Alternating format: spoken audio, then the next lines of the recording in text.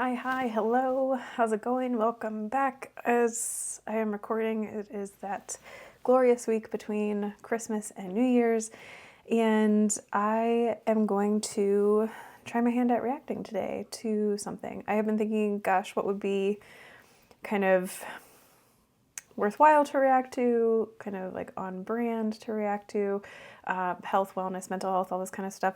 And so I found something. So if we haven't met, hello, I am Dr. Catherine Hoffman. I am a naturopathic doctor. I specialize in mental health and I work with a bunch of therapists. And so what I want to look at today, I have watched this, but I saw it last week, I think.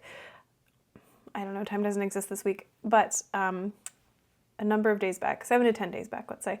And I listened to it on my way to work, and I just thought it was a really lovely conversation. So what it is an interview between Danielle Ryan, who is a YouTuber. I'll link her channel in this video in the description. But she does a lot of education around coaching, and particularly the coaches space. And I really appreciate her perspective. I've enjoyed listening to her. I just discovered her channel a couple of weeks ago.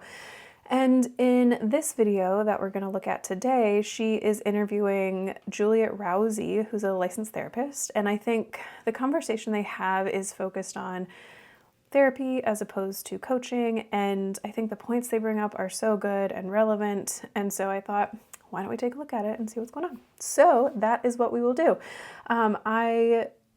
Last video was so proud of myself. Not last video. This is my second attempt at recording this.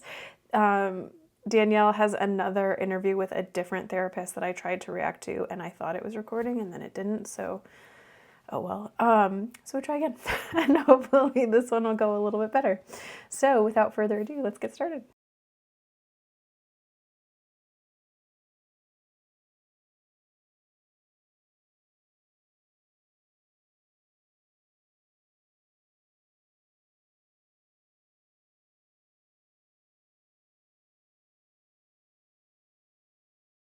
I'm Juliet, and I'm a licensed mental health therapist.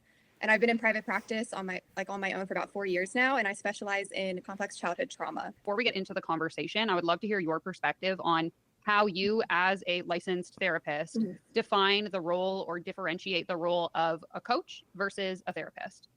Yes. Okay. I love this question because I feel like sometimes we put it into a gray area when it doesn't need to be. So I like to definitely explain it. Actually, when I work with clients, like for the first time, sometimes I'll explain the difference between therapy and counseling to them. So I'll just add coaching into that too. We can differentiate all three. So therapy, if you think about that, it's like as if you were going to see like a physical therapist, for example. You are targeting a specific issue, whether that be like a trauma, a bipolar disorder, a generalized anxiety disorder, something like that. There's a very specific issue that you're treating. Whereas counseling, there is there is still mental health related, but it may not be like a diagnosis, but something that is impacting your mental health. So whether that be like grief and loss, or like really struggling to adapt to a big life change that just happened, or burnout at work, things like that. So a therapist can help with both. We usually do therapy and counseling kind of interchangeably. So kind of think of it like going to see a therapist, metaphorically. And then going to see a life coach, you could say maybe that's going to like see a personal trainer. So somebody that has a little bit of training, but obviously not as much to treat and assess and diagnose a mental health concern. And obviously, I think even calling it like a personal trainer, that might be a little bit generous, since, as you know, you don't even have to have any training at all to call yourself a life coach these days.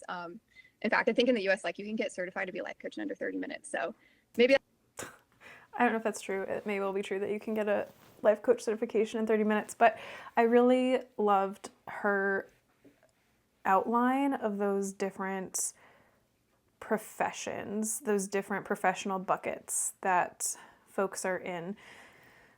And like, it's easier to understand when you think of something physical. Mental health is so kind of, well, it's mental, right? It's mushy, it's amorphous. We can't see it necessarily. And so likening it to something like personal trainer as opposed to going to see a physical therapist, I think is a really great way to outline that. And I think she's spot on in terms of what she's describing here. So I would be curious to hear from your perspective as someone who's in the mental health field. Is this idea of like coaches overstepping their boundaries something that you've witnessed firsthand? What has that looked like for you or your clients? And sort of what are the implications of that happening? Yeah, so unfortunately, I have witnessed it firsthand. That's kind of why I found your YouTube channel. Because I had a handful of clients that I was seeing at like all different points throughout the last couple of years who were coming to me after having been harmed or re-traumatized or negatively affected by a life coach. So I was kind of like, what the hell? Why is this happening? So I started doing my own digging because beforehand I didn't really know too much about the life coaching industry. I didn't really pay much attention to it. And then I started to learn a lot. So I've heard so many stories. Some stories as disturbing as like there was this one client who went to a life coach who was practicing a pseudoscientific approach called neuro-linguistic programming. You probably have heard of it, NLP. Every time I hear of NLP, I think of Nexium and what's her face, who was part of that, which is just dreadful at any rate. I too have seen a number of folks who come to me and they may also be seeing a life coach at the same time as they are seeing me, or they may have had something that happened with the coach that they were seeing and then they come to see me after that.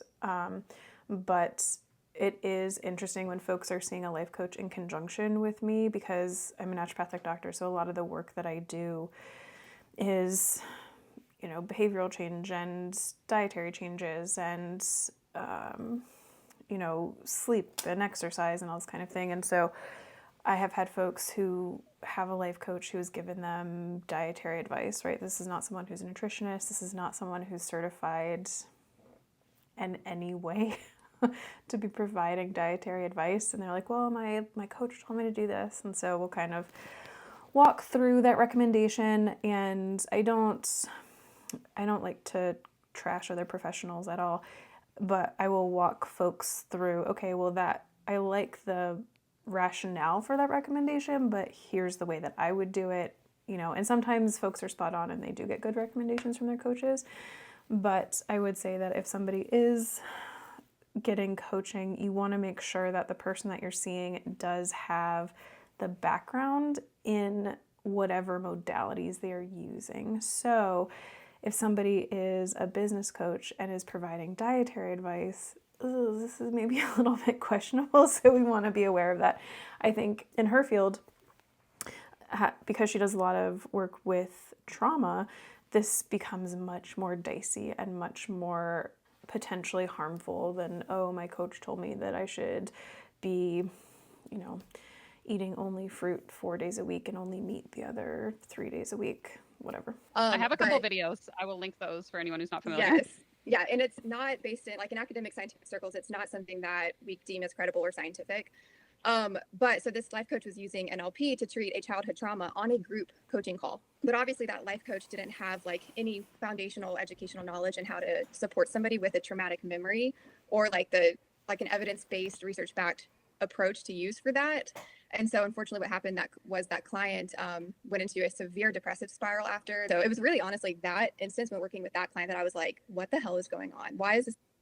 That's such a heartbreaking story. And I don't touch trauma when I see patients. I may ask some general questions about kind of what's going on and if they have a history of trauma, and we have some screening measures that we use as well to assess that. But trauma treatment is a very, very specific treatment. This is not just, oh, I'm gonna, you know, dig up the past and talk about it and whatever. There's a systematic process that a trained trauma therapist will go through so that at the beginning of that treatment program or that treatment protocol or treatment plan, someone will be having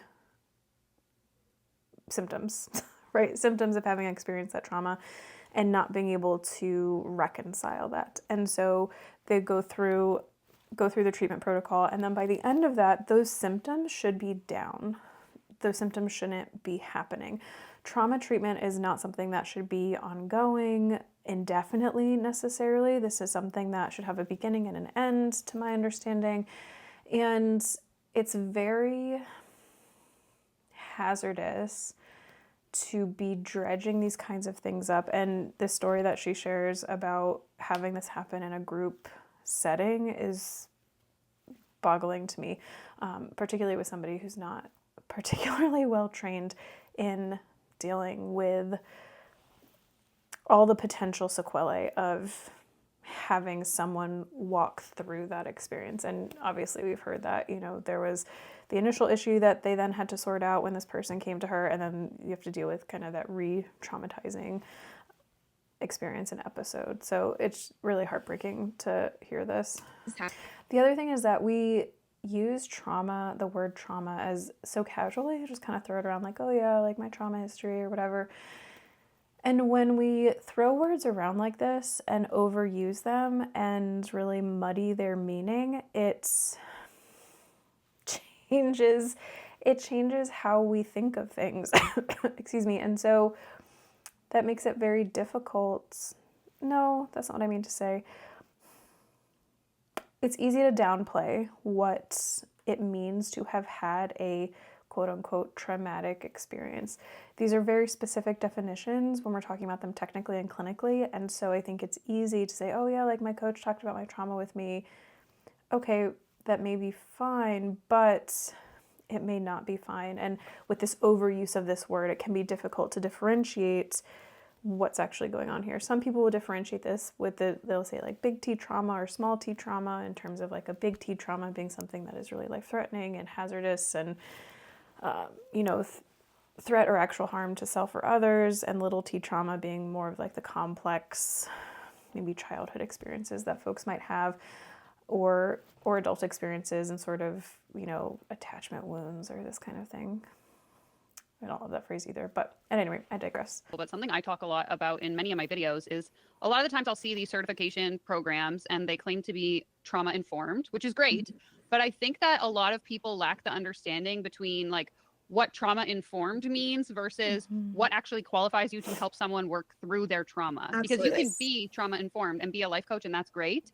But that doesn't qualify you to then help people work through their trauma. So I don't know if you have thoughts on like the differences between those or what that looks like. If you could share, that would be excellent. Yeah. Well, even as therapists, not all therapists should be treating trauma just because they have their master's degree in therapy, counseling, or social work. It takes an extra niche to specialized training to treat trauma, period. Like I think all therapists, even we walk away with being also trauma informed, which means we know how to hold space sensitively for people who have a traumatic past. We know what signs to look for if a trigger is coming up and they're starting to get really activated or overwhelmed, and we know how to kind of guide them through those sensations and those feelings. But when it comes to actually addressing the traumatic memories and things that have happened to them in their past, that they need a specialist for. So even in therapy, we have specialized training specialists to go for those things. And I think oftentimes we see in the life coaching industry, surely not everybody, but a lot of times it's kind of like a catch-all. I can help you with everything under the sun. I can cure you. I can make you feel so much better. And I always say that that's kind of a red flag if somebody is claiming to treat everything. I just think, like, to your point, even if I am like the most qualified, academically trained individual, I'm going to know where my competency like stops. And what I think happens a lot is kind of like the Dunning-Kruger effect, where these people just think like, well, I don't know very much, so I know everything. What I don't know is irrelevant. And so the way I always describe that is knowing enough to be dangerous. And so folks are like, oh yeah, I know how to do all these different things, but actually really don't. And I think that they're right on that. If somebody says that they can do everything, that's a really massive red flag that there's probably not somebody that you would necessarily want to work with. And in terms of mental health and that sort of thing, I could see also like in business coaching, if somebody's like, oh, I can help everyone all the time. I mean, a business with, 2 to 10 employees is a very different beast than a business with, 500 to 1,000 employees. These are not the same games that are being played necessarily. And so I think that applies to a number of different fields. And the other thing is that, and they're going to talk about this a little bit later on, but if you're looking for a coach, a counselor, a therapist, a doctor, asking them about what do you do when you get to the end of your knowledge base.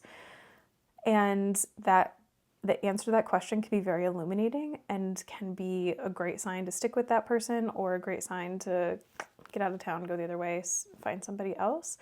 Somebody who's practicing, I think, ethically and with good integrity has the awareness, the self-awareness, and the awareness of the person that they're working with to be able to say, yeah, we're getting to my limits and my expertise here. We need to get somebody else involved and see, get some additional support here. Certainly, and providers have different styles and that sort of thing. I tend to be fairly straightforward with the folks I work with, where I'm like, hey, sorry, it's not, I can't give you a whole lot of information about that. It's not my area of expertise, but, if I know folks, I'll be, provide some extra names or, check with your insurance panel, see who's with them, who's in that specialty, who you can go see. But definitely making sure that the people that you're working with are kind of doing what they're good at, right? As someone who specializes in mental health, I get asked questions about dermatology and skin and rashes and weird things that come up on a fairly regular basis. That's not my area of expertise. Go see a dermatologist or your primary care provider.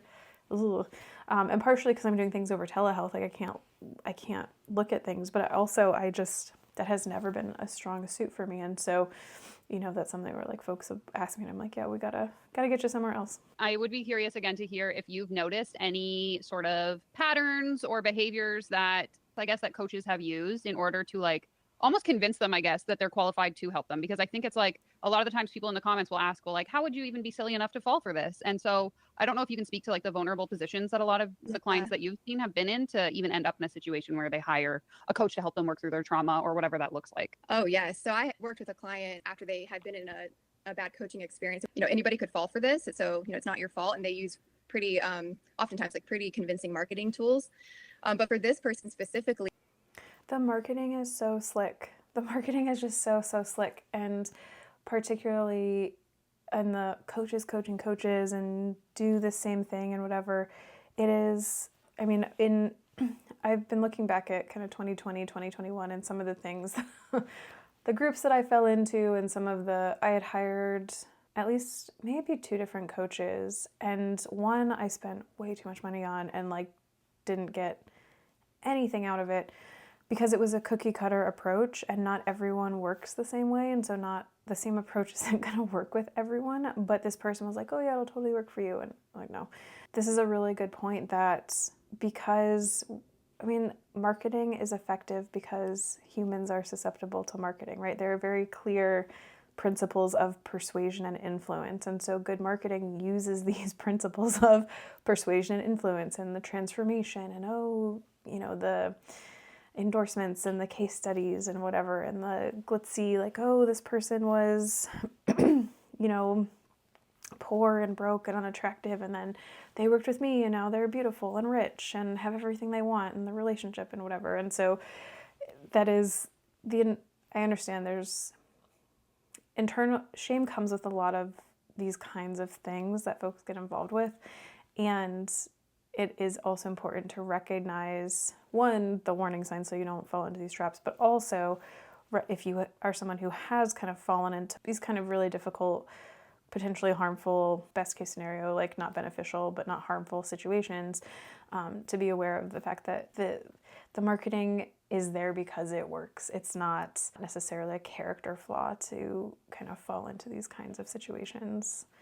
They also had a childhood trauma, and they came across a coach who was claiming to like heal their inner child or whatever.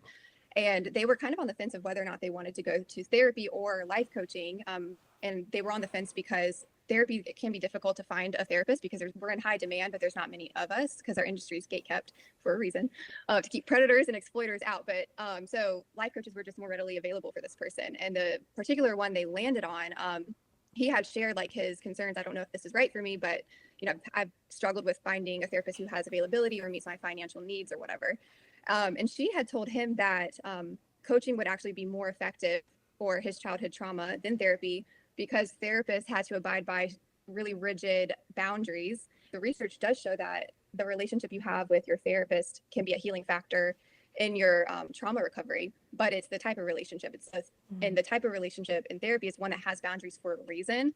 Basically, like you don't want to provide an overcorrection where like, okay, this person was neglected or abused in their childhood, so I'm going to overly nurture them and overly give them attention engagement.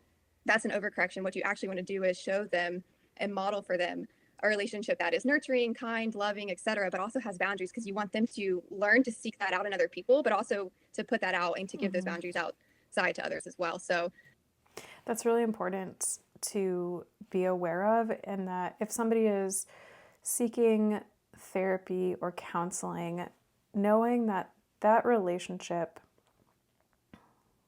is is a space to model healthy relationship and a space to model healthy boundaries and healthy communication. And with a coach, that's not necessarily the case. It may be the case, but it will depend much more heavily on the background of that coach. And you have to do, as a consumer, you have to do more digging and research about the particular person to make sure, do they have the technical training potentially? Are they someone who has a solid code of ethics? Are they someone who's going to communicate in a straightforward way? Are they somebody who's going to try and keep you in that coaching relationship, and really whenever you try to step away from it and bring up valid concerns, will say like, oh, well, that sounds like it's your fault, or oh, like you really need to stay here because you haven't hit your goals yet and you need to hit your goals. And in the face of those concerns is really continuing to try to sell, as opposed to if you bring a concern up with a therapist, hey, we had a conversation last session, it didn't land right with me. A good therapist will have a response to something like, okay, tell me more about that. What happened that didn't feel right for you? And we'll be able to navigate and really guide that conversation in a way that is productive. Sometimes folks will have these conversations with their therapist and it turns out, yeah, it's not a great fit and probably, let's get you referred to somebody else. Sometimes these conversations come up and it's like, okay, well, that felt uncomfortable because I set a boundary, maybe like the therapist set a boundary, and that is a new sensation to have somebody set a clean and healthy boundary, and it feels uncomfortable because it's like, wait, does that mean I'm being abandoned? Like, what's going on here? And so that's a really important therapeutic moment to have, because that opens the door into, okay, well, why is somebody setting a boundary so uncomfortable? What else is there that potentially can be looked at and worked with? And so coaches are not going to have that necessarily, that same ability. There's crossover among the industry, not industries, but there may be therapists who become coaches or coaches who become therapists and all this sort of thing. And so you can get that crossover.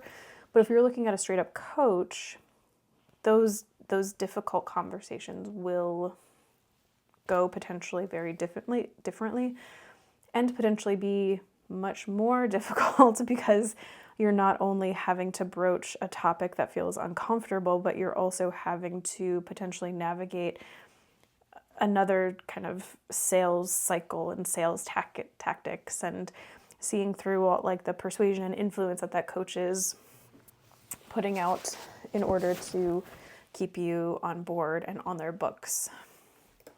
Yeah, and I think that this is like a common sort of, based on the conversations I've had anyway, it's something that comes up often, is like the lack of boundaries or blurring of boundaries, and feeling like almost like the coach is creating this codependent relationship. Mhm. And then because you are the one like giving them money, you feel obligated to like continue to participate in it for their approval, because you also like, when you blur those lines, it doesn't just become like, oh, this coach is like my mentor or whatever. It's like, it creates this weird sort of enmeshment. I guess my question for you would be then, as a professional, how would you recommend or suggest that someone approach that if they are in a situation where they feel like that coach-client boundary is getting blurred a little bit? How can I advocate for myself? Well, I would say, if you're in that situation and if you feel comfortable, try to set those boundaries and communicate your wishes and your needs with your coach. So say something like, hey, I feel like, this relationship is kind of, the lines are getting blurred a little bit, or doesn't feel as professional. I want us to go back to what we had originally, or I want us to just focus on our original goals and not really touch my trauma, my past, or like my anxiety that I'm working through, whatever it is. But if you're in a situation where like you try to state those boundaries and they don't care, they give you some like message about, no, that's wrong, or, I know all the ways, whatever, other things you can do. So if you're in America, the US, you can find your state licensing board and reach out to them. You can email them, call them, and they can help guide you through, like, if you want to pursue legal action, if you just merely want to file a complaint. and kind of help you navigate what next steps to take. Do you wish that life coaches didn't exist at all? Do you wish that there was just like some form of regulation? Do you want everyone to go to therapy? Like, what would be your ideal scenario? Oh, that's such a good question. And This it's is just hard like my to own say. morbid curiosity. No, so. it's a good question. And I don't know. I can say what I think right now, but again, as I learn more information, that my opinion might change. I don't think life coaching in and of itself would be a bad thing if it was regulated. So in the addictions recovery world, we have something called peer support specialists, which I think I heard on a video. You may have been a peer support at some I point. Is that was. right? So about 2 or 3 years ago, when I used to live in Ontario, I worked for Okay. like the Canadian Mental Health Association in addiction withdrawal, and I was peer support. There So you go. Yeah. and we had a team of like a therapist, we had a caseworker, we had me. So it was kind of like a very Right. holistic approach to healing. And I think that in certain circumstances, as long as you, like me as the peer support specialist, I understood my boundaries, my level of skill, my expertise, and like refer out what you don't know. I think that that's like really important. That's so key, because there's a place, truly, I think there's a place for all different kinds of support and care and different kinds of resources. And what's so important is to know where each part of that team fits in.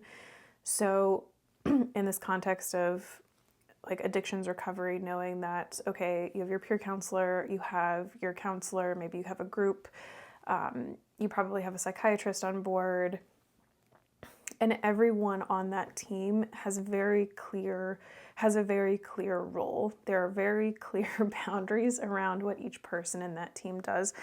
And that's important to keep in mind in general, right? I work with a number of folks who have all kinds of different specialists on their teams because they have complex health conditions that they're trying to navigate. And so because medicine is sort of siloed in a very interesting way, that necessitates a number of different specialists. And so similarly for mental health, it's not unreasonable to, depending, I don't know, I could see cases where it would not be unreasonable to have, a counselor or a therapist and a coach, acupuncture, massage, whatever. Like, folks will have all sorts of different folks on their team. And if you're working with a professional, there should be an air of professionalism with it as well. And knowing what you as a consumer are looking for from each of these folks that you're working with is part of the game. And also having them know, and that's why I said ask that question about like, well, what do you do if you run up against kind of the edges of your expertise and the tools that you have? What's the next step if that should happen? And having folks be able to be secure enough to say, well, yeah, if we run up against the edges of my expertise, I can provide you with some referrals and help you kind of navigate the next steps, and working with somebody who may be more helpful than I would be in that particular situation. I think when you asked me the question, like what would be ideal, that's kind of what I envision, like something more collaborative rather than siloed, because I think there is something to be gained when you confide in somebody who maybe has gone through a similar thing as you, and they say, hey, this is not mental health advice, I'm not treating anything, but this is what worked for me, maybe try it, how did it go? And you support each other on more of like a peer-to-peer level. I think that can be super healing. But when we look to a coach and kind of prop them up on this pedestal that they didn't earn and just aren't qualified to sit on, that's where a lot of harm and ethics kind of it just goes into a gray zone that isn't healthy for people. Just because you had a single experience or a single outcome doesn't suddenly mean that like you're qualified and everyone has to listen to you, to everything you say. And That's true. And something else that I'll say about that is that when you're working with someone who is a trained and licensed professional, what you are getting from that person is more than their own personal experience. Of course, we're all humans. We all come into each interaction with each other with our own experience and with our own perspective. But coaches often they coach based kind of, I hate to generalize. The coaches that I have seen, I'll put it that way, often will coach based on pretty explicitly their own personal experience, and then they will say, oh, this worked for me, so here you go, this is what's going to work for you. If you're working with someone who is like a licensed nutritionist, a physician, a therapist, a counselor, a like licensed clinical social worker, what have you, they're going to have expertise on things that they have not experienced necessarily. For example, I haven't been through menopause. A lot of my patients are postmenopausal. I don't struggle with ADHD. I have a lot of patients who have ADHD. And so I don't have these personal experiences, but I have the expertise and the information and the knowledge base to be able to say, okay, this is what's going on for you. Here's a treatment plan that will help, because I know the physiology and sort of how the body works and how the mind works and all these kinds of things. So there are therapists and doctors who come to their field based on their personal experience. I'm probably fall into that category, but along the way, right, like that personal experience is sort of the seed that kind of gets us through the door. And then once you're through the door, then there's this process of learning and developing the skill set to be able to broaden the folks who you can work with. And I also know there are a lot of professionals who don't want to touch anything that they have had potentially very significant personal experiences with, because it is too much, it's too charged. And there are a number of things in my own mind I can think of that I pass when folks show up with these issues, because it hits too close to home for me. And so that can really, if somebody doesn't have good self-awareness, and then that can be counterproductive if they're working solely based on their own personal experience. The other thing is that two people can be experiencing the same, externally, sort of objectively experiencing the same issue, right? Say two folks show up who have anxiety. Well, the underlying cause can be very different things. And so if you're working with a coach who only knows their way, right? Like say they had anxiety because of their diet, where somebody else has anxiety because of their history of trauma, where somebody else has anxiety because they have a thyroid disorder. The treatment approaches for all of these three reasons are going to be different. Somebody who is a trained and licensed professional is going to be able to step back and say, okay, what else? What's the differential here? What could be causing this? Whereas a coach who is coaching from their own experience exclusively is going to try to do the same thing. Now, if their anxiety is because of their diet, and somebody who has anxiety from trauma and somebody who has anxiety from a thyroid disorder do the dietary things, they're not going to get the same outcome because the cause is not the same. They may see some benefits, certainly, having a healthier diet is going to impact a whole host of different things, but that's a situation where that conversation about, I did this thing and it didn't work for me, and then the coach is like, well, you just didn't do it right. Well, maybe you did do it all right, but the kind of the root cause is not the same. So it's not your fault you're not getting that same outcome. It can't happen because it's not, it doesn't match up. I just feel like there's like this I know everything sort of mentality that can be presented with some coaches. And so without like any kind of regulatory body or framework of what a coaching relationship should look like, I think that that's when it can get really dangerous. Yes. Yeah. In fact, in like my graduate school program, we got that trained out of us. This idea that, oh, I've been through something, so therefore I know how to help. We were drilled that is not the case. Like, do not go into session with a whole person thinking that because you relate to them in some way that you now know what the answer is for them, because your own life experiences isn't enough. You need formal training, education, etc., to deliver a safe service to people. Just because when we're dealing with mental health, it can be really unsafe and go, left really quickly. And I know that you kind of already touched on this earlier, but I'm curious if you could share maybe some of the red flags that you would suggest people kind of watch out for if they are considering hiring a coach, because obviously it's still a thing that people want to do. So how can I do it safely? Yes. Okay. Well, a couple of things come to mind. First, you probably noticed this too. People are getting really creative with what they call themselves these days. I think like the term life coach, people are kind of shying away from it, maybe because now it's kind of lost its credit. People don't want to be associated with it as much. And so I've seen everything from like inner child awakening expert to certified mental health transformation specialist, like these really long-winded creative titles. So I would advise people first, when you see those titles, ask them for their credentials. If their titles aren't anything outside of like licensed therapist, licensed social worker, ask them for their credentials, ask them for their license number. Because if they're claiming to treat anything that's related to trauma or mental health, I would advise to go the other way. It's just risky because they don't have the training, they don't have the background to support mental health. I would say too, like if you're signing on with them and you're doing sessions with them, If they are somebody who like won't refer out to a therapist for things, that might be a big red flag. There's actually a really awesome life coach she was in North Carolina, but she's in a different state now, and she calls herself the self-care coach. And she actually referred a client to me when she was living in North Carolina, because her and the client realized that they weren't, like, the client wasn't able to delegate or engage in the self-care activities that she was recommending, because they were like, you probably have high functioning depression, and like these these behaviors are just maintaining your or helping you avoid confronting your depression. And so instead of trying to tackle that with her, she said, you need to go see a therapist and work through that and then come back to me. So I really love that. And that's also That's a really good coach and a really good provider to be able to recognize that and be like, oh no, we need to get you to somebody else who can help you with this. That's so nice to hear.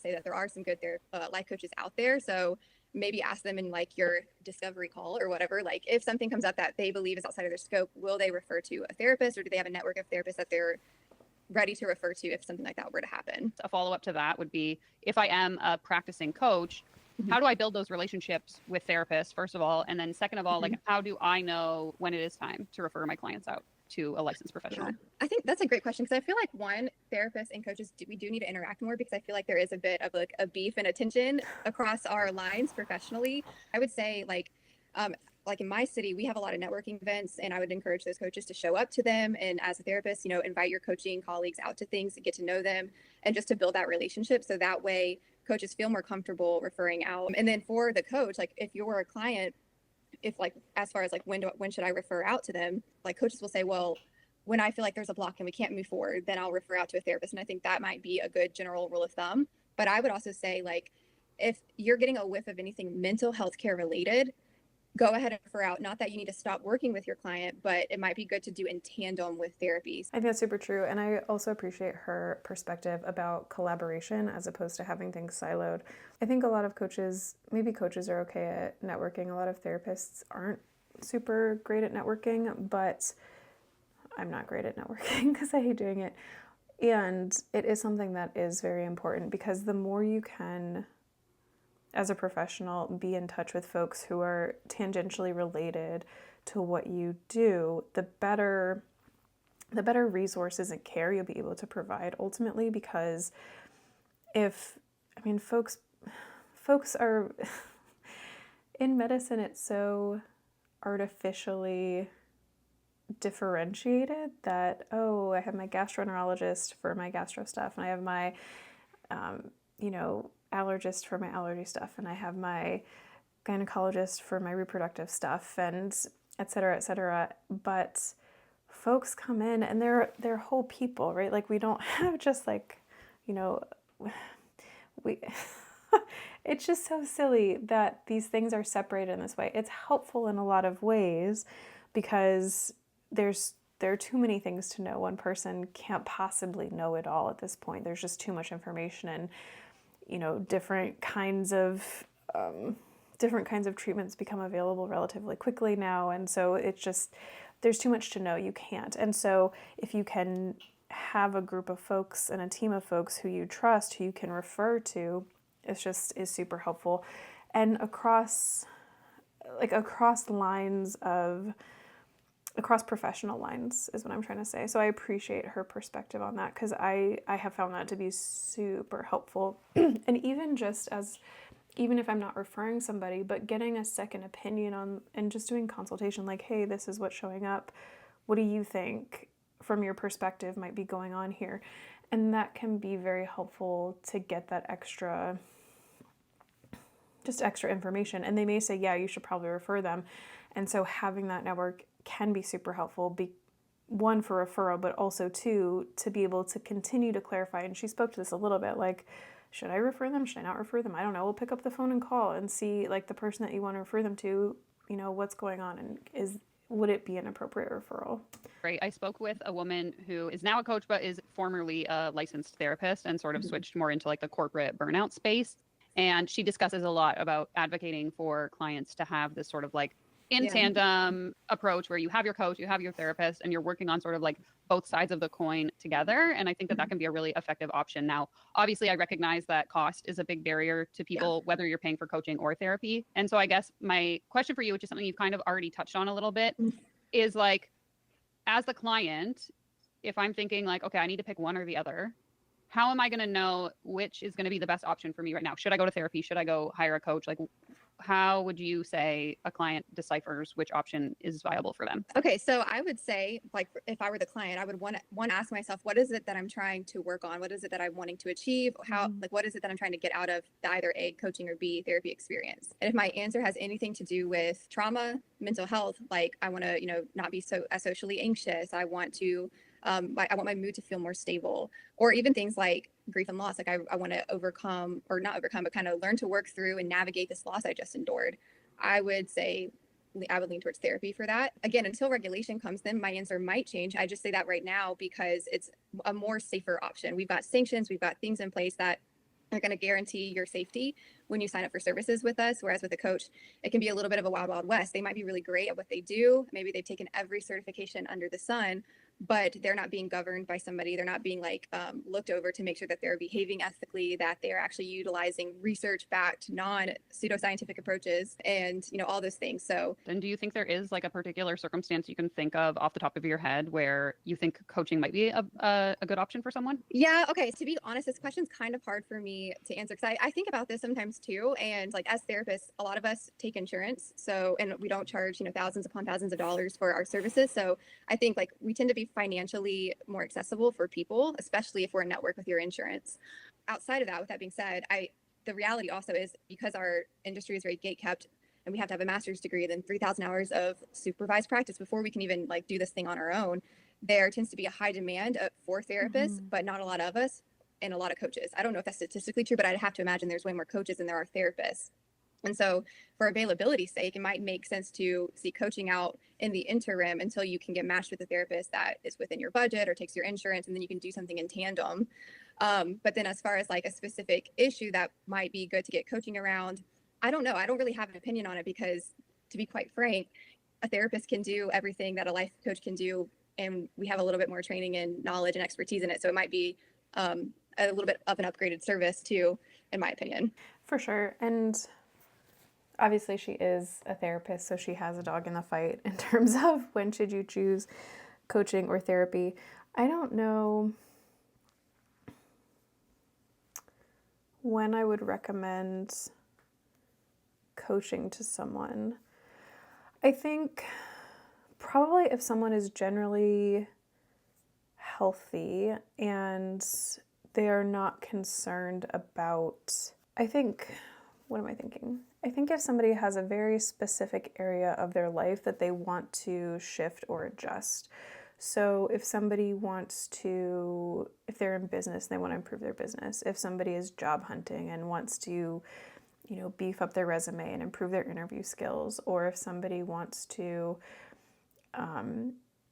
learn how to date better or these kinds of things, I think coaching would be very helpful potentially because these are areas that are not necessarily supercharged. There might not be a whole ton of baggage that somebody's carrying, this kind of like trauma or what have you. And so you could potentially make a lot of strides towards your goal with somebody who doesn't necessarily have extensive training in psychology or something like this.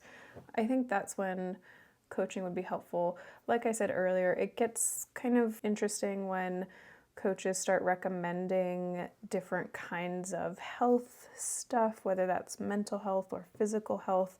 I think that's where a line starts to get crossed because there's so much information out there, and there are folks absolutely who are not formally educated who are tremendously knowledgeable and who do know what they're talking about. And there are folks out there who are not formally educated and don't know what they're talking about. And so that's where it can get sort of wonky and wild, and where you would probably want to seek out somebody who is specifically trained in that area, like nutrition or therapy or whatever else. The most common narrative that I've heard, and I'm not saying I agree or disagree with this, but a lot of people will simply state therapy focus on the past. Life coaching is about, working on a very specific goal moving forward. And I Right. always just find that interesting because in my experience going to therapy, there's always some sort of end goal that my therapist Yeah. and I are trying to work towards. So I just kind of Right. find it funny when people are like, well, you need to hire a life coach to work on your goals. And I'm not saying you should or you Yeah. shouldn't. I'm just saying, in my experience with therapy, we did both. We talked about, things that happened in my past, but we were Yeah. also focused on like, Danielle, what are you going to do 1 month from now? That's true, and that's particularly true with therapists. This may be true of all therapists now, but if a therapist is paneled with insurance, you have to have documentation that you're actually doing something and like you're moving forward and making strides towards a goal. And so part of goal setting is to make sure that appointments are paid for and covered, and that you can say, oh yeah, these are the goals that we're working towards, and like we're getting close to this goal, and here are the measures that we're using, and here's how we can tell. And so there is that. There are also certain kinds of therapy that are very focused on the here and now. Solutions focused therapy comes to mind, where it's like, okay, what's going on now? What's the solution? How do we work through in this moment? What's the next best thing and the next best thing for you to be doing, and then achieving your goals that way. Not all therapy is about like, oh, we need to dredge up all the things in the past in your childhood and your parents, and oh my gosh, it's all the mother's fault, whatever. Like that's often not the reality of the therapeutic process. No, yeah, exactly. I think that like belief, like that therapy focuses just on the past is outdated. We focus a lot on the here and now, the present and the future, as well as the past. So it's a more holistic experience. Another point that I hear a lot is like, well, I had a bad experience in therapy, so all therapy Mhm. is bad. Or like me, I had a bad experience in coaching. I don't think all coaching is bad. I just think my experience and certain individuals maybe are bad. But Yes. I think there's like this lack of understanding in terms of like, if you have a therapist and you don't have a positive experience, like how can I as the client recover from that and maybe like give therapy another try or find a new therapist? Yeah. Like, what would you say? Yeah, well, I would say one, like if your client who had a bad experience in therapy, first of all, your feelings are extremely valid and that's a real experience. And don't let anybody try to talk you out of it or say, like, oh, well, maybe you didn't try hard enough or you just didn't give it your all. Like sometimes therapy is a shitty experience, or you're matched with a therapist that maybe their approach or their personality just doesn't mesh well with yours. And that's okay. That's totally fine. Like just, ask the therapist, what is your approach? Are you directive in session or are you non-directive? Are you going to give me a lot of homework or are you more laissez-faire? So like, so point number 2, ask for like a consultation. Most therapists give free consultations. Go on the consultations and ask them questions.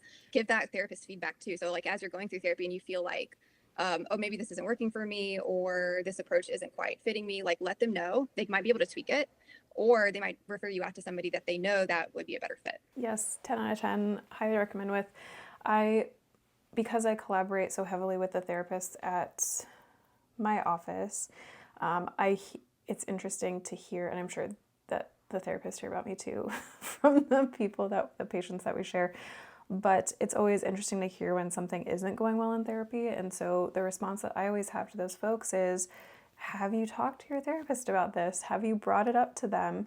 And sometimes the answer is yes, sometimes the answer is no. And if it's a no, I'll say, well, you should bring that up with them because that's how, again, I mentioned this earlier, but therapy is a space that models healthy relationships. And so many folks come to therapy not having had the opportunity to practice what does that look like when I have a concern that is taken seriously, that I don't get emotionally like blowback for, like I don't get guilted or shamed or anything like this, and that somebody says, oh yeah, tell me more about that. What about that didn't work for you? And that it may look like a quote unquote conflict, but that is actually productive and can move the relationship forward. This is not something that we are often trained to do, particularly in our current political climate, in our just sort of current overall culture. It's much more like, oh no, like I don't want to rock the boat or stir this up or whatever, or if I disagree with you, I'm just like not going to talk to you, this sort of thing. And so being in that therapeutic relationship and being able to speak up and say, oh, yeah, it didn't work for me. So let's figure out, how we can do this a little bit better. And like she said, a good therapist will very happily enter into that dialogue and have that conversation. And it may well be, yeah, like it sounds like this relationship isn't one that's going to be the best. Let's get you some other names. Absolutely. I understand that a lot of folks come to therapy, they don't want to upset their therapist, they don't want to offend their therapist, and they're like, oh no, like I don't want them to think they did something bad, like it just and good therapists know this, right? Like folks in mental health, I mean, obviously we're all human and sometimes we do take things personally, but typically, no, of course, like folks get into these professions ideally because they want to help, and if they're not able to help, they want folks to find the other providers who will be able to help them. And so it's very appropriate and very important to, like she said, provide feedback and say, like, ask questions, share information, because if you don't speak up, they don't know what's going on. So you kind of gotta say what's there and speak up about it. Something else that I've noticed is that it's particularly like coaches who are trying to support people with mental health and trauma, inner child healing, all those fun buzzwords, is that they will take parts of actual research-based, evidence-based therapy models, like modalities, and like concoct them into their own self-made methodologies. And so I just want to like let people know about that and kind of give a little warning there. Is this like when there's a very famous life coaching certification school that teaches essentially CBT, but they don't call it CBT, they call it their own thing? Would that be the same? Yes. Okay. Yeah.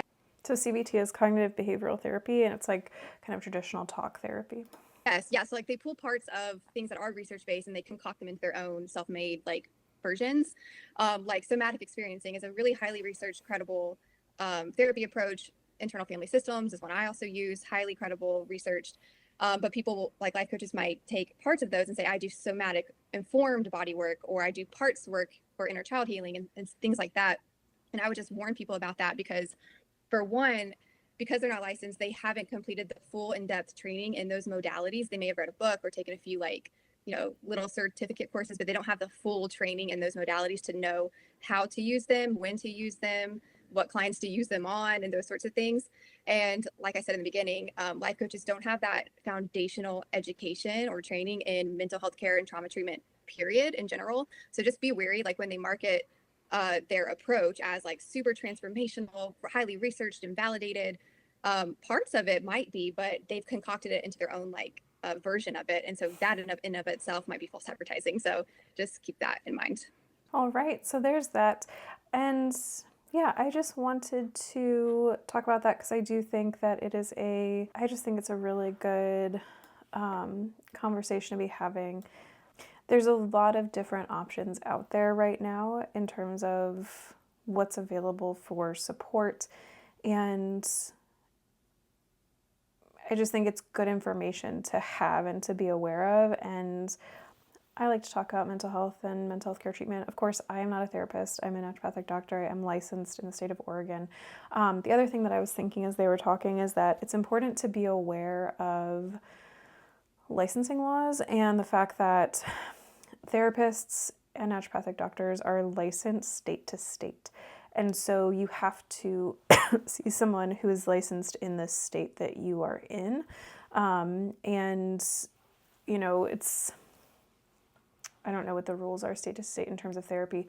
I know that I can't treat someone who's not in Oregon, just point blank. So I have folks who are on vacation or whatever, and they're like, they forgot to tell me or reschedule or what have you, and they dial up on telehealth, and they're like, oh yeah, I'm in California or I'm in Florida, whatever. I'm like, okay, well, we're gonna have to reschedule.